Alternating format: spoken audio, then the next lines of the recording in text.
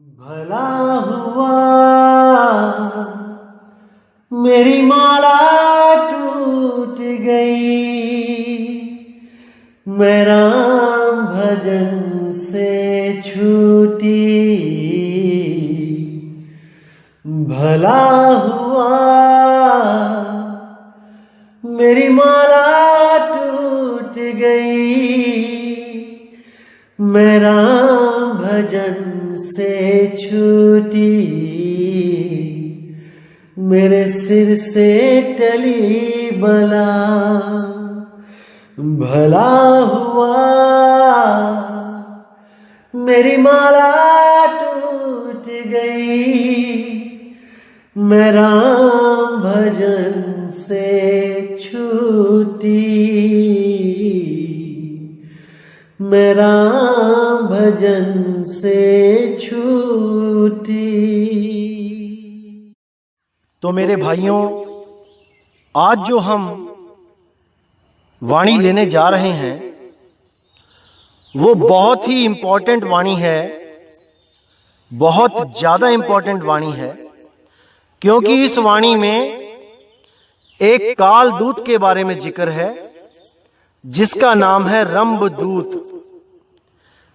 अब ये वाणी लेने की जरूरत मुझे इसलिए पड़ी क्योंकि कुछ लोगों ने, जो 12वें पंथ के कालदूत है, उसके चेलों ने हमारे मदन साहिब के ऊपर ये वाणी फिट कर दी कि मदन साहिब ही कालदूत रंभ है, या जो राधापति नाम से जो कबीर साहब मिले मदन जी को, वो कबीर साहब नहीं, वो रंभदूत था। इन्होंने ऐसे करके वाणी प्रमाणित करी और क्या सबूत लिया उसमें? केवल एक शब्द कालिंजर, केवल एक कालिंजर शब्द लेकर इन्होंने अर्थ का अनर्थ कर दिया। जबकि कबीर साहब की पूरी वाणी में आज आपको बताऊंगा कि कैसे एक एक शब्द का, एक एक लाइन का कितना गूढ़ रहस्य है, उन सब को आज खोला जाएगा और इन कालदूतों के अज्ञान को करारा जवाब दिया जाएगा। तो देखते हैं भाइयों कि क्या है इस वाणी का अर्थ और कैसा अनर्थ करके आपके सामने पेश की गई ये वाणी। आइए देखते हैं। तो क्या कहती है वाणी? चार दूत कह नायक जानो, 12 पंथ कर अगवा मानो। इन्हीं चार जो पंथ चले हैं, उलट पुलट तिन्हू अर्थे हैं। 4 पंथ 12 कर मूला, वचन वंश कह हुई है सूला। सुनत वचन धर्मन घबराने, हाथ जोर विनती तिन ठाने। यानी वो 4 काल के दूत, उनको नायक जानो। नायक मतलब कि जितने 12 पंथ के जो कालदूत हैं वो इतना प्रचार नहीं कर पाएंगे, इतने लोगों को नहीं भरमा पाएंगे जितना ये 4 करेंगे, जितना ये चारों मिलके भरमाएंगे। करोड़ों लोग इनके साथ जुड़े होंगे, करोड़ों। इन्हीं के लिए बोला कि 12 पंथ कर अगुआ मानो। 12 पंथ से भी आगे ये लोग खड़े दिखाई देंगे। इतने 12 पंथों में नहीं जीव होंगे, इतने भगत वो नहीं बना पाएंगे अपने शिष्य जितने ये 4 पंथ मिलके बनाएंगे। इन्हीं 4 जो पंथ चले हैं, उलट पुलट तिन्हू अर्थे हैं। यही जो 4 पंथ चलेंगे ये हर वाणी का उल्टा अर्थ बताएंगे।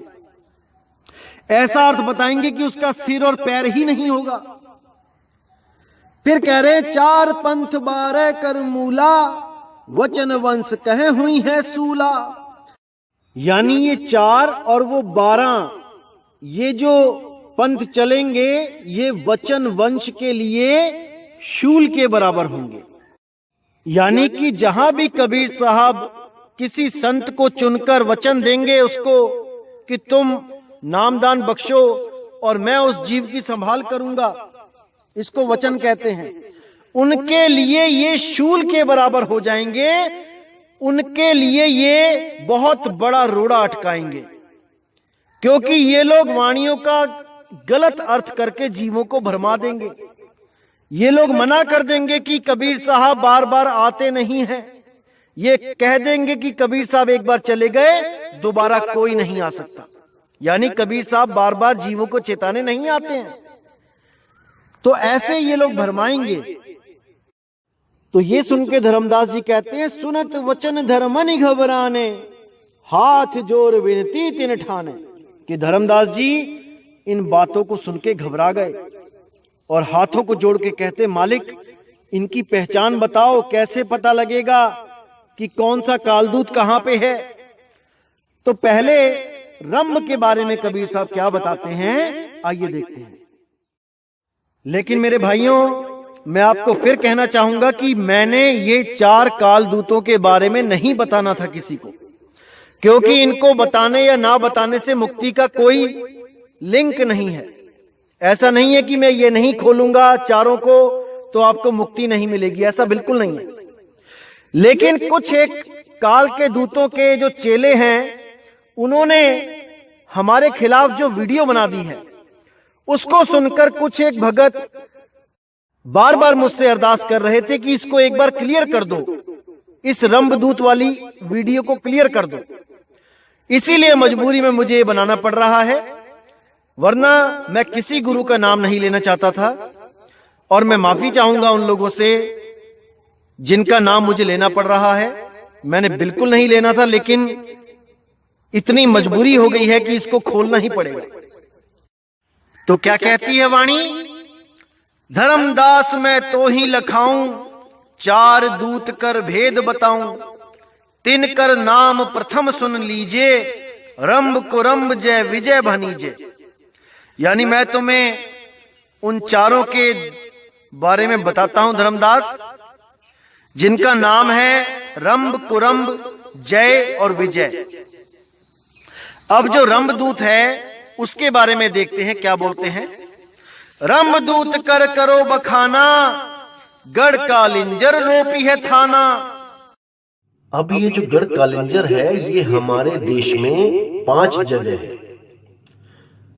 हरियाणा, राजस्थान, मध्य प्रदेश और 2 गांव हैं उत्तर प्रदेश में।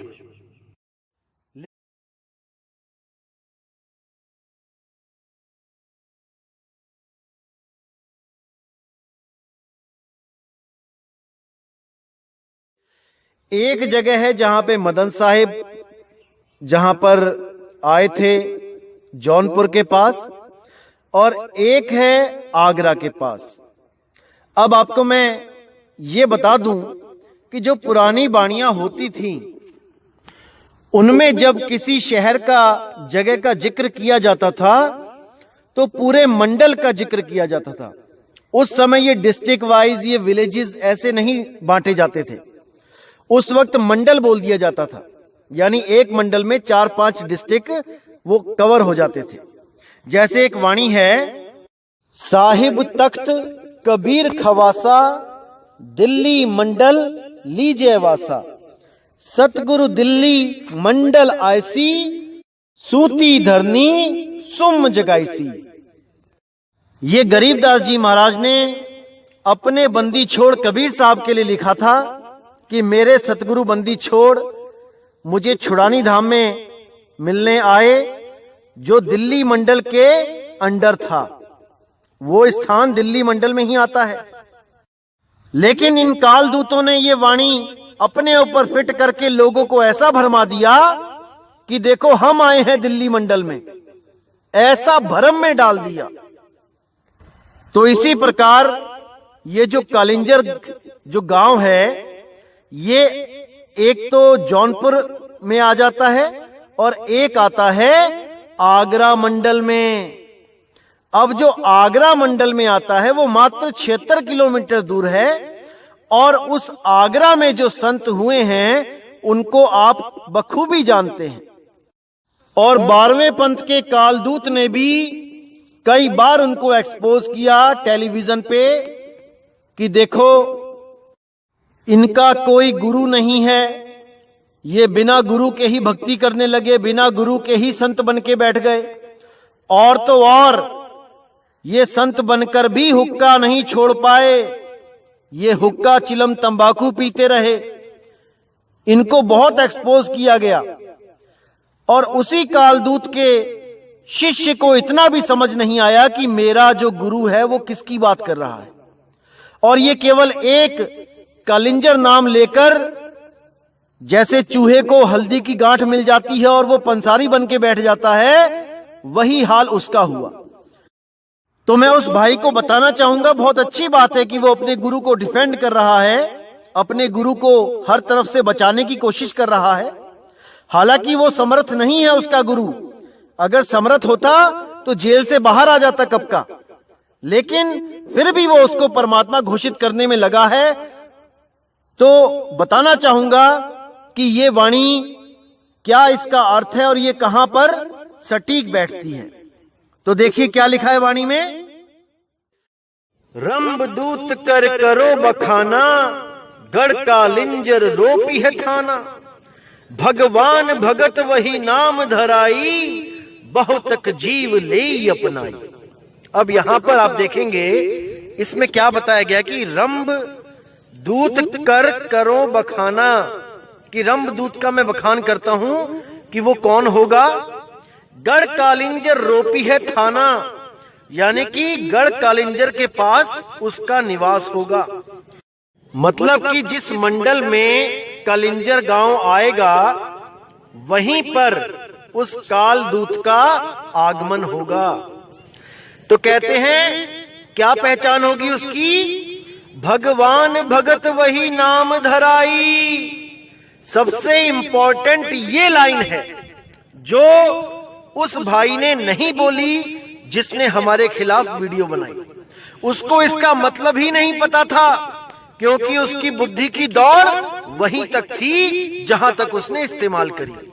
उसके आगे उसकी बुद्धि जाम हो गई, जंग लग गया, वो आगे नहीं बढ़ पाया। क्योंकि परमात्मा ने जिससे जो काम करवाना है उसको उसी लायक बनाता है। तो जो जयपुर का कालदूत जिसने हमारे खिलाफ वीडियो बनाई, उसने विदेशों तक मदन साहिब का नाम पहुंचा दिया। क्योंकि परमात्मा की ये लीला होती है। देखो, अगर कोई हमारी बुराई करता है तो समझ लो कि वो हमें मशहूर कर रहा है, वो हर जगह हमारा नाम फैला रहा है। जो काम हम नहीं कर पाते वो हमारे निंदक कर देते हैं। इसको समझो। इसीलिए साहिब जी ने कहा, निंदक नियरे राखिए, आंगन कुटी छवाए, बिन पानी साबुन बिना निर्मल करे सुहाए। जो भी हमारे खिलाफ वीडियो बनाते हैं तो उनके जो सब्सक्राइबर होते हैं वहां तक हमारी बात अपने आप पहुंच जाती है। उन्हीं के लोग जब देखते हैं कि ये कौन है जिसके खिलाफ वीडियो बनाई जा रही है, और वो दिल को तसल्ली देने के लिए जब हमारी वीडियो सुनते हैं, तब उनका विवेक अपने आप जाग जाता है और वो उन लोगों को तत्काल छोड़कर, त्याग कर इस पंथ में आ जाते हैं। हजारों ऐसे जीव हैं जो शुरू में आए तो थे हमारे खिलाफ, हमारे सत्संग सुनकर हमारे सत्संग में गलतियां निकालने आए थे, लेकिन इस सत्संग को सुनकर वो इसी सत्संग के होके रह गए, मदन पंथ में आ गए। यही मालिक की लीला है, यही बंदी छोड़ की लीला है। तो भाइयों, ये जो भगवान भगत वही नाम धराई, ये बहुत इंपॉर्टेंट है। इसी के ऊपर उस रंबदूत का सारा हाल लिखा गया है, इसी पर उसके पंथ का नाम टिका हुआ है। दोस्तों, मैं आपको क्लियर कर देता हूं भगवान भगत क्या होता है। इसमें बताया गया कि रंबदूत के द्वारा जो पंथ चलाया जाएगा, उस पंथ के नाम में भगवान और भगत दोनों का नाम आएगा। जितना बुद्धि विवेक है लगा दो, तभी समझ पाओगे। अब इसमें भगवान और भगत दो नाम हैं, वो पंथ दो नाम का ही होगा, जिसमें एक नाम भगत का होगा और एक भगवान का। तो राधा स्वामी जो पंथ है, जो आगरा से चला है, जिस पंथ के गुरु का कोई गुरु नहीं है, जो नशे तक नहीं छोड़ पाया, उसके बारे में बताया गया है कि राधा स्वामी, ये दो नाम का जो है भगवान भगत का पंथ चलेगा। राधा यानी भगत, स्वामी यानी भगवान। राधा मतलब आत्मा, स्वामी मतलब परमात्मा। तो इसकी तरफ इशारा करके गए कबीर साहब, डायरेक्ट नहीं बोला कि वो दो नाम कौन से होंगे, इशारे में बता के चले गए, भगवान भगत वही नाम धराई। अब कहते हैं बहुतक जीव ले ही अपनाई, करोड़ों जीवों को अपना लेगा ये पंथ। करोड़ों जीव इस पंथ में माया का प्रलोभन देख के भागे जाएंगे, सिस्टम देख के दौड़े जाएंगे कि देखो हमारे गुरुजी का कितना अच्छा सिस्टम है, ऐसा लगता है हम इंग्लैंड में ही आ गए हैं। हर चीज कितनी सिस्टमिक है, कितनी सफाई है, चाहो तो रात में सड़कों पे ही सो जाओ। हमारे यहाँ तो चीजें भी इतनी सस्ती मिलती हैं, कोई फ्रूटी कैंपा कोला 5-5 रुपए में मिलता है। तो ऐसे माया के प्रलोभन में फंसेंगे कि करोड़ों जीव, करोड़ों। तो कहते हैं जो जियरा हुई है अंकुरी, सो बाचही यम फंदा तूरी। जो कोई अंकुरी जीव होगा, जिस पर मालिक की अति कृपा होगी, वो उसके चंगुल से बाहर आ जाएगा, उसके फंदे को तोड़ के बाहर आ जाएगा। रंभ जोरावर यम बड़द्रोही, तुम ही खंड और खंड हो मोही। यानी कि उस कालदूत के जो आगे वंशज होंगे, वो मेरे और तुम्हारी जो वार्ता हुई है कबीर सागर अनुराग सागर, उसका खंडन करेंगे। आप देखेंगे कि राधा स्वामी पंथ में केवल एक गुरुजी ने अनुराग सागर छापी है, नहीं तो जितनी भी गद्दियां चल रही हैं राधा स्वामी पंथ की, एक भी किसी गुरु ने अनुराग सागर छापी नहीं। यहां तक कि परमार्थी डायरी में आप जब पढ़ेंगे तो उसमें यह आदेश दिया गया है, सावंत सिंह महाराज को आदेश दिया गया था कि घट रामायण और अनुराग सागर को छापो। लेकिन घट रामायण तो छाप दी गई और अनुराग सागर पे बैन लगा दिया गया, क्योंकि अनुराग सागर को पढ़ने पर पता लग जाता था कि राधा स्वामी पंथ में जो नाम दिए जा रहे हैं वो तो काल के नाम हैं। तो जब कुछ लोगों ने अनुराग सागर पढ़ के जब सवाल जवाब शुरू कर दिए गुरु लोग से पूछना, तो इन लोगों ने डेरे के अंदर अनुराग सागर पढ़ना ही बैन कर दिया। छापना तो बहुत दूर की बात थी। और जो परमार्थी साखियों में जो आदेश दिया गया वो भी केवल फॉर्मेलिटी। अरे तुम आदेश दे रहे हो, तुम छपवा क्यों नहीं रहे हो? तो केवल लोगों को गुमराह करने के लिए कि हम अनुराग सागर के पक्ष में हैं। असल में ये शुरू से ही खंडन करते आए हैं कबीर साहब और धर्मदास का। दुनिया भर के ग्रंथ छाप दिए, दुनिया भर के संतों की किताबें छाप दी, हमारे मदन साहिब का भी छाप दिया ग्रंथ, चलो अच्छी बात है, लेकिन अनुराग सागर नहीं छाप पाए। क्या बात भाई, कागज कम पड़ गया था या स्याही खत्म हो गई थी? नहीं छाप सकते क्योंकि इन्होंने उसका खंडन कर दिया है। एक भाई से तो मेरी बात हुई, उसने बोला कि अनुराग सागर पढ़ना मानो कि मीट खाने के बराबर है, क्योंकि गुरुजी ने मना किया है कि अनुराग सागर नहीं पढ़ना है। मैं हैरान हो गया उनके ऊपर कि हद कर दी तुमने। जहां तुम अपने आप को परमात्मा घोषित करते हो, वहां तो अनुराग सागर की दलीलें दे दे के, काल के बारे में बता बता के अपने आप को परमात्मा घोषित करते हो, और जहां पर अनुराग सागर छापने की बात आती है वहां पे सब ठंडे पड़ जाते हैं। भाई ऐसे बात नहीं बनेगी। आरती नरियर चौक संहारी, खंड ही लोक दीप सब झारी। यानी कि वो आरती नारियल चौका सबका खंडन करेगा। तो राधा स्वामी पंथ में कोई आरती चौका नहीं होता है, कोई नारियल नहीं फूटता है। और यहां तक कि कबीर साहब की जो मेन जो निशानियां हैं, जिसको हम कंठी माला कह देते हैं, जो कबीर साहब ने गुरु धारण करते वक्त रामानंद जी की जो माला तोड़ के एक मन का अपने गले में पहना था, उसका भी खंडन करते हैं।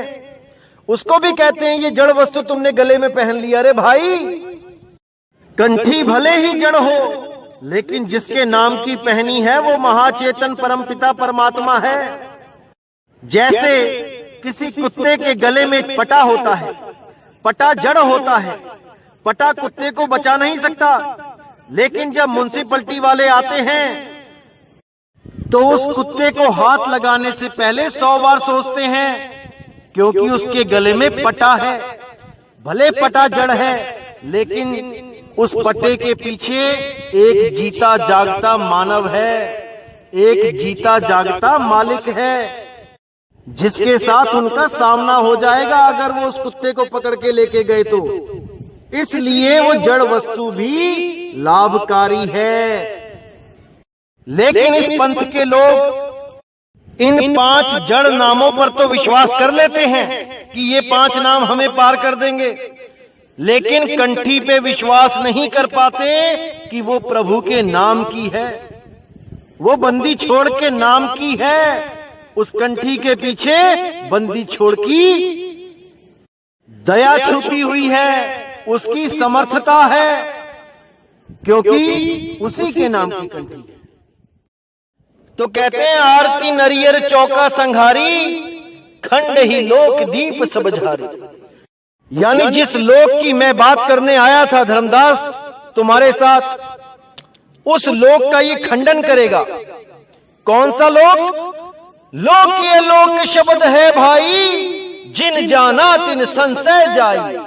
ये पंथ इस शब्द लोक का खंडन करेगा और देह में जो नकली लोक बने हुए हैं उनका प्रचार करेगा।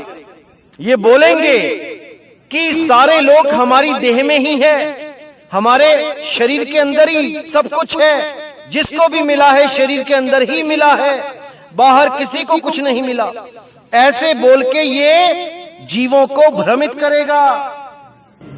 अब कहते हैं ज्ञान ग्रंथ खंड ही बीरा, कथ ही रमैनी काल गंभीरा, कि ये मेरे ही मुकाबले में एक ग्रंथ की रचना कर देगा और उसमें तरह तरह से जीवों को भरमाएगा।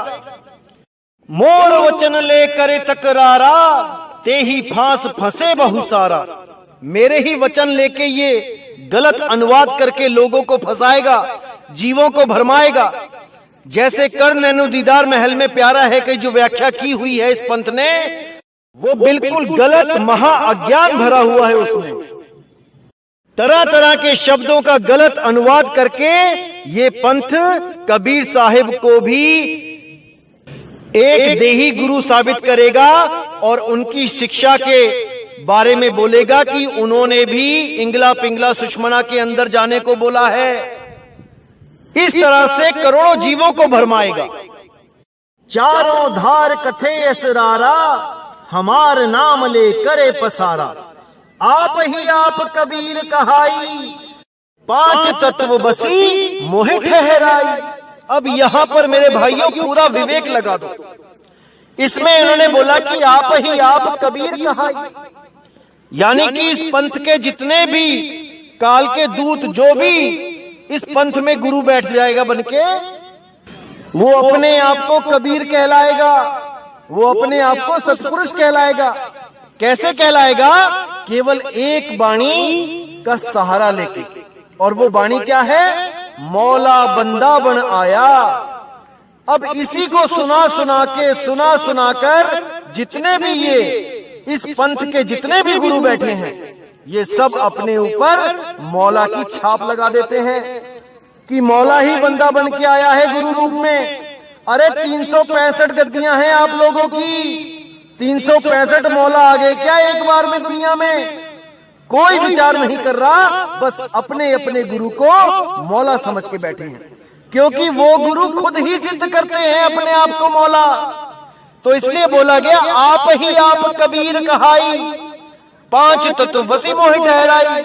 और मुझे भी यानी कबीर साहब को भी ये बना के पेश किया जाता है कि वो भी माँ बाप के मिलन से आए हैं, वो भी 5 तत्वों के ही पुतले हैं, वो भी हमारी तुम्हारी तरह 5 तत्वों की देह धारण करके आए हैं, वो भी खाते पीते हैं। ये सब भ्रम फैलाया जाएगा।